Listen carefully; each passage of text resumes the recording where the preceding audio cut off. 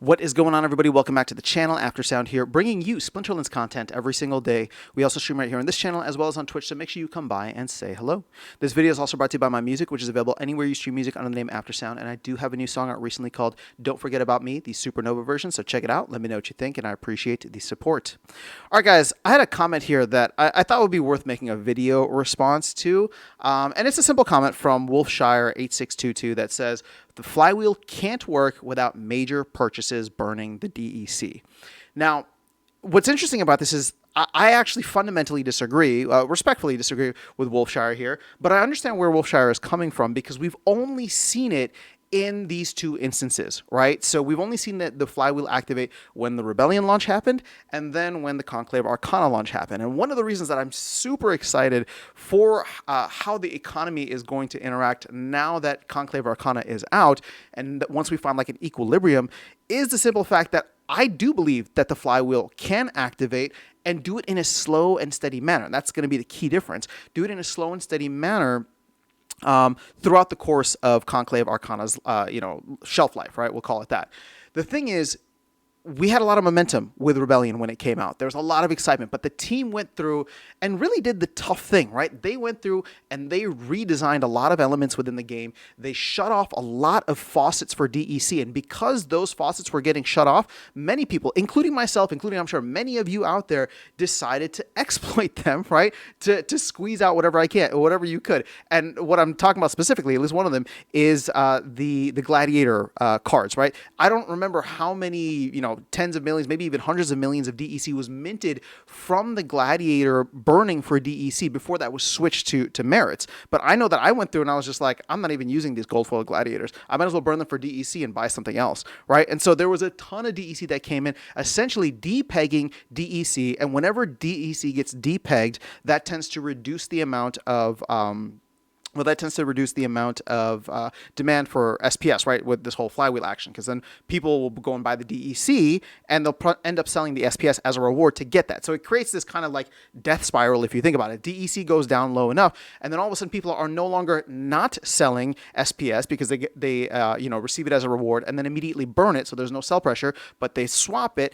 And so all of a sudden there is sell pressure on SPS to try and bring DEC back up to peg. But again, we just had too much DEC that we needed to work through.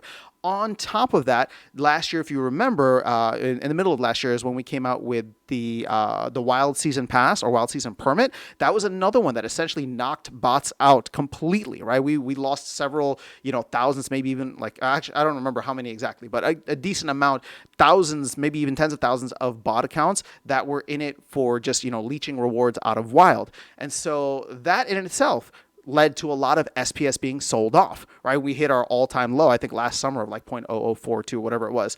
So at that point, we haven't seen what this looks like with a healthy game economy. And for the first time, we have that. We have that in a way where, sure, we didn't see quite the same pump to SPS, but keep in mind, SPS is even more inflated today than it was 18 months ago when Rebellion came out. And there's just less players around too. Sentiment has been kind of weird, even though Bitcoin's in a bull run. The rest of the market is kind of waiting. And again, this is all tokens out there.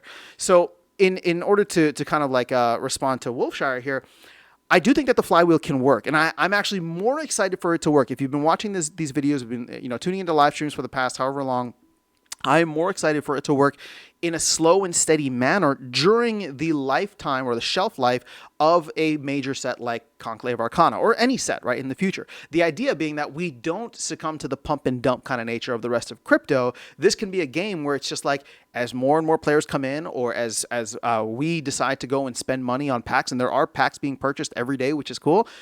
We hit this equilibrium where DEC, there's not too much DEC in the ecosystem that we end up depegging. And then all of a sudden that depegging leads to SPS falling, leads to DEC falling. And all of a sudden, right, we have to wait for DEC to get low enough that people will say that's enough of an incentive or a discount to go in and buy stuff in the game, right? It doesn't have to be packs, but whatever it is that essentially burns DEC, and we have to take our time. And what's funny enough, right, ironic enough, is the fact that these major pack purchases are some of the elements that cause massive DEC inflation into the system, right? In a way where we get thrown off whatever that equilibrium is. So we just had that with Conclave Arcana and the pre-sale, And what I'm actually excited about is the fact that we're holding peg or close to peg quite well. Again, I still think that we're going to depeg a little bit. My hope is that we don't go under 900 Splintoshis. And I'm not trying to like spread any FUD here. I'm just saying like there's a lot of DEC out in the ecosystem. And my hope is that, there's enough interest in Conclave Arcana. The team's going to do their marketing, just natural like crypto cycles and players potentially coming in or bringing profits in.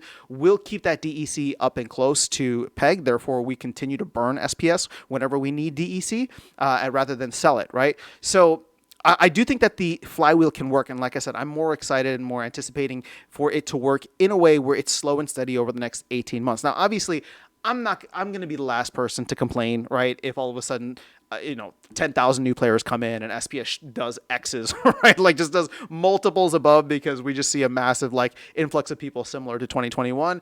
I'm not going to complain about that. But I do think when something like that happens, it's going to be very easy to look at that and say, yeah, this is probably going to cause some issues, right? Because it's not sustainable. We're going to create a bunch of extra DEC and then we have to eat through that DEC. And maybe we do it in a way where it's just like the equilibrium shoots up and then it like restabilizes itself at a higher level. I don't know.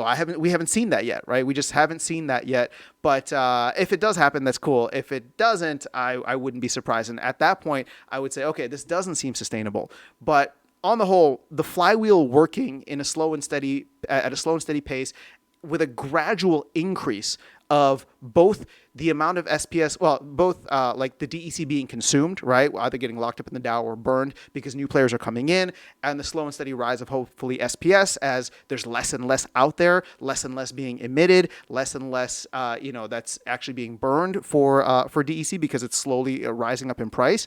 That's what I would like to see, and that's what I'm hoping the next 18 months brings us.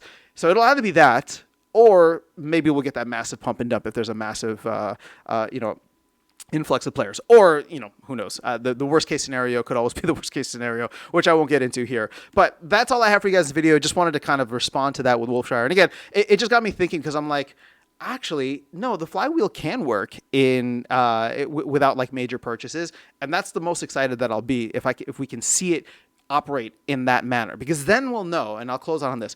Then we'll know not that Splinterlands or gaming, whatever, is like this whole like recession proof or bear cycle proof, but it will just go to show that if the team can continue to put out products and there are players that are willing to play, we can get to a point where the effects of the outside market could be somewhat mitigated, right? I talked about this at length in so many things where it's just like we can be somewhat decoupled from Bitcoin and the rest of the market. And you've seen that in the instances where SPS shoots up or, drops back down. But on the whole, like I would love for it to be where the prices of the tokens are more significantly determined by the value that the team is putting out, that the community is consuming, that the community is being a part of, right? Or the DAO, however you want to look at it.